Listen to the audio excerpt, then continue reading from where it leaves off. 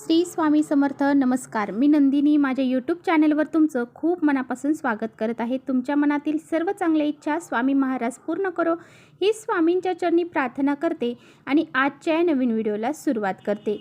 तर पहा, 17 सप्टेंबरपासून पितृपक्ष हा चालू झालेला आहे आणि 2 ऑक्टोबरला हा पितृपक्ष समाप्त होणार आहे. पहा, पितृपक्षातील हे 15 दिवस जे आहेत तर ते अतिशय महत्त्वाचे मानले जातात, कारण या दिवसामध्ये आपले जे पित्र आहेत तर ते पितृलोकातून पृथ्वी तलावरती येत असतात. या पितृपक्षामध्ये आपल्या पूर्वजांच्या आत्म्याला शांती मिळावी यासाठी श्राद्ध, दान, धर्म, त्याचबरोबर पिंडदान, दर्पण यासारखे विधी केले जातात. धार्मिक मान्यतेनुसार पितृपक्ष हा दरवर्षी भाद्रपद महिन्यातील शुक्ल पक्षातील पौर्णिमे तिथीपासून सुरू होत असतो आणि अश्विन महिन्यातील कृष्ण पक्षातील अमावस्येपर्यंत असतो. म्हणजेच हे जे पितृपक्ष आहे किंवा आपण त्याला श्राद्ध म्हणतो तर हे 15 दिवसाचा कालावधी असतो. आणि हे 15 दिवस जे आहेत तर ते आपल्या हिंदू धर्मामध्ये अत्यंत महत्त्वाचे मानले जातात. 15 दिवसाचा जो कालावधी आहे या कालावधीमध्ये श्राद्ध, पिंडदान आणि दान धर्म करून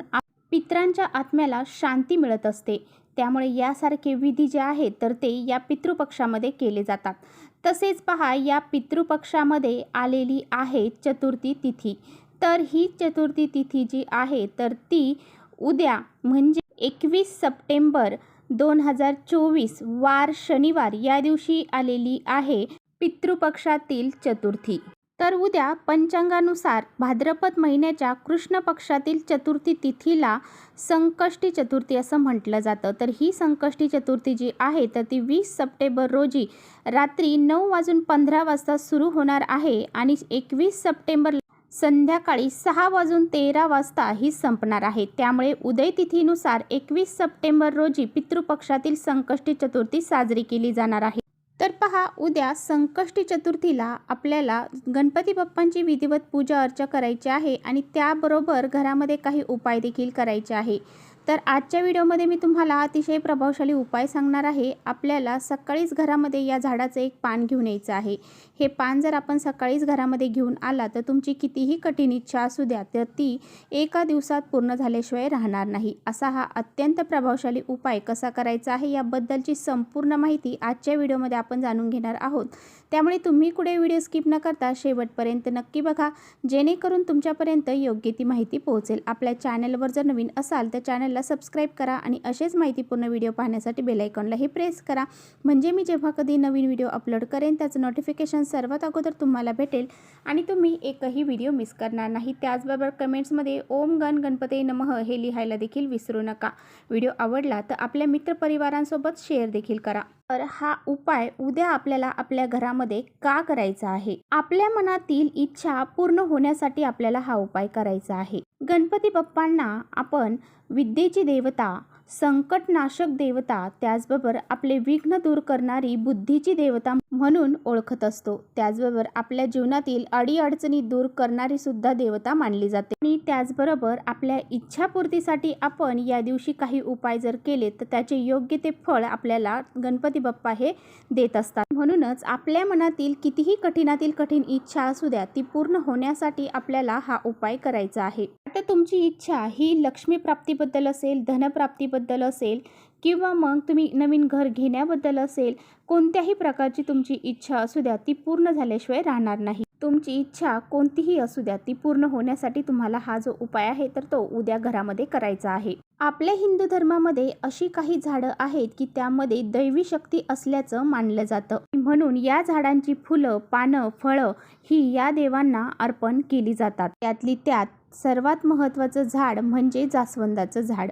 तर हे जास्वंदाचं झाड गणपती बाप्पांना अतिशय प्रिय आहे. त्या पानं, फुलं ही गणपती बाप्पांना अतिशय प्रिय आहे. जसं की गणपती बाप्पांची पूजा हे जे लाल जास्वंदाचं फूल वाहिल्याशिवाय पूर्ण होत नाही, तसंच त्यांची ती पानं सुद्धा अतिशय गणपती बाप्पांना प्रिय आहे. आणि म्हणूनच आपल्याला या जास्वंदाचं झाडाचं एक पान घरी घेऊन यायचं आहे. हा जास्वंद ही अनेक प्रकारचे असतात, अनेक कलरचे असतात, जसे की पिंक कलरची, पांढऱ्या कलरची, त्याचबरोबर लाल कलरची, अशा वेगवेगळ्या कलरची जास्वंदाची झाडं असतात. परंतु आपल्याला लाल जास्वंदाचं जे झाड आहे त्याच झाडाचं पान आणायचं आहे. त्याचबरोबर एक छोटीशी काडीसुद्धा आपल्याला घ्यायची आहे आता पहा, हे पान तोडत असताना तुम्हाला त्या पानाला नखं लावायची नाहीत. ते पान तुम्हाला असंच व्यवस्थित तोडायचं आहे. ते पान तोडताना कुठे फाटलेलं असेल, तुटलेलं असेल, खराब झालेलं असेल असं तोडायचं नाही. चांगलंच पान आपल्याला घ्यायचं आहे. ते पान घरी आणल्यानंतर स्वच्छ पाण्याने धुवून काढायचं आहे. आपल्याला हा उपाय आपल्या देवघरासमोर बसून करायचा आहे. त्यामुळे देवघरामध्ये तुम्हाला आसन टाकून बसायचं आहे.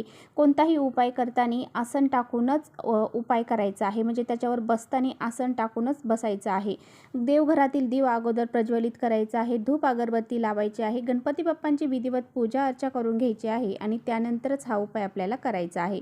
तर यासाठी आपल्याला एक प्लेट घ्यायची आहे. तर पहा, थोडंसं कुंकू आपल्याला घ्यायचं आहे आणि त्या कुंकवामध्ये थोडंसं पाणी टाकायचं आहे. त्याची पेस्ट तयार करायची आहे आणि त्या काडीच्या साहाय्याने त्या पानावरती तुम्हाला तुमची इच्छा लिहायची आहे. आता इच्छा लिहित असताना तुम्हाला नोकरी प्राप्तीबद्दल इच्छा असेल तर तुम्ही नोकरी प्राप्ती लिहायचं आहे. लक्ष्मी प्राप्तीसाठी इच्छा असेल तर लक्ष्मी प्राप्ती लिहायचं आहे. घर खरेदी करण्यासाठी असेल तर नवीन घर खरेदी असं आपल्याला शॉर्टकटमध्ये त्या पानावरती लिहायचं आहे. आणि त्यानंतर आता आपल्याला एक प्लेट घ्यायची आहे. त्या प्लेटमध्ये तुम्हाला त्या कुंकवाच्या साहाय्याने स्वास्तिक काढायचं आहे. स्वास्तिक काढताना त्यामध्ये 4 बिंदू, साईडच्या 2 रेषा ह्या द्यायच्या आहेत. त्यानंतर त्या स्वास्तिकवरती आपल्याला एक मूठभर तांदूळ टाकायचे आहेत आणि त्यावरती तुम्हाला हे जास्वंदाचं जे पान आहे तर ते ठेवायचं आहे. त्यानंतर या जास्वंदाच्या पानावरती तुम्हाला एक जास्वंदाचं फूल पण ठेवायचं आहे आणि 21 दुर्वा ज्या आहेत तर त्या दुर्वांची जोडीसुद्धा ठेवायची आहे. त्यानंतर ही जी प्लेट आहे तर ही प्लेट तुम्हाला गणपती बाप्पांसमोर ठेवायची आहे. या पानाला तुम्हाला हळद, कुंकू, अक्षदा, फूल अर्पण करायचं आहे. धूपदीप दाखवायचा आहे आणि त्याबरोबर तुम्हाला तिथेच बसून हात जोडून गणपती बाप्पांचं अथर्वशीर्षाचं 3 वेळा पठण करायचं आहे आणि शेवटी एकदा फलश्रुती म्हणायची. आणि त्यानंतर दोन्ही हात जोडून तुम्ही ज्या इच्छेसाठी हा उपाय करत आहात तर ती इच्छा मनोभावी गणपती बाप्पांना प्रार्थना करून तुम्हाला सांगायची आहे. त्यानंतर हे पान तुम्हाला संपूर्ण दिवसभर गणपती बाप्पांसमोरच ठेवायचं आहे. तर पहा, आपल्याला संध्याकाळी म्हणजे 4 वाजता, 4च्या नंतर तुम्हाला ते पान जे आहे तर त्या एक धागा घ्यायचा आहे पांढरा आणि ते पान घ्यायचं आहे आणि त्यानंतर आपण त्या तांदळावरती हे पान ठेवलं होतं त्यातले ते अखंड 21 तांदूळ घ्यायचे आहेत. ही दुर्वांची जोडी, हे एक फूल आपण जास्वंदाचं ठेवलेलं होतं ते सर्वांना आपल्याला त्या पांढऱ्या धाग्याने बांधायचं आहे. त्यानंतर तुम्हाला ह्या सर्व वस्तू घेऊन तुमच्या घराजवळ असणाऱ्या गणपती बाप्पांच्या मंदिरात जायचं आहे आणि गणपती बाप्पांच्या मंदिरात जाऊन तुम्हाला हे सर्व वस्तू ज्या आहेत तर त्या गणपती बाप्पांच्या चरणी अर्पण करायच्या आहेत. परत एकदा मनोभावे तुम्हाला इच्छापूर्ती होण्यासाठी प्रार्थना करायची आहे. अशा पद्धतीने हा उपाय तुम्हाला करायचा आहे. तर त्यानंतर पहा, गणपती बाप्पांसमोर जर कुणी अक्षदा अर्पण केलेल्या असतील तर त्यातल्या तुम्हाला 21 तांदूळ जे आहेत तर ते घरी उचलून आणायचे आहे. त्या तांदळाची पुडी बांधून तुम्हाला तुमच्या पर्समध्ये ठेवायची आहे. असं केल्याने सुद्धा धनप्राप्ती होते, लक्ष्मी प्राप्ती होते आणि आपल्या मनातील इच्छा देखील पूर्ण होतात. ज्यावेळेस तुम्ही हे पान गणपती चरणी अर्पण करायला जाणार आहात त्यावेळेस तुम्हाला जाताना जर जमलं तर मोदक घेऊन जायचे आहेत किंवा मग गुळ खोबऱ्याचा नैवेद्य दाखवायचा आहे किंवा लाडूचा नैवेद्य दाखवायचा आहे. तर पहा, अशा पद्धतीने हा एक उपाय तुम्हाला करायचा आहे. हा उपाय केल्याने काही दिवसातच तुमची इच्छा ही पूर्ण झाल्याशिवाय राहणार नाही. तर चला, इथेच थांबवते माझा व्हिडिओ जर तुम्हाला थोडा जरी आवडला असेल तर नक्की लाईक करा. चॅनलवर नवीन असाल तर चॅनलला सबस्क्राईब करा आणि व्हिडिओ माहितीपूर्ण वाटला तर आपल्या मित्रपरिवारांसोबत शेअर देखील करा. परत भेटूया अशाच छानशा व्हिडिओसोबत. तोपर्यंत श्री स्वामी समर्थ.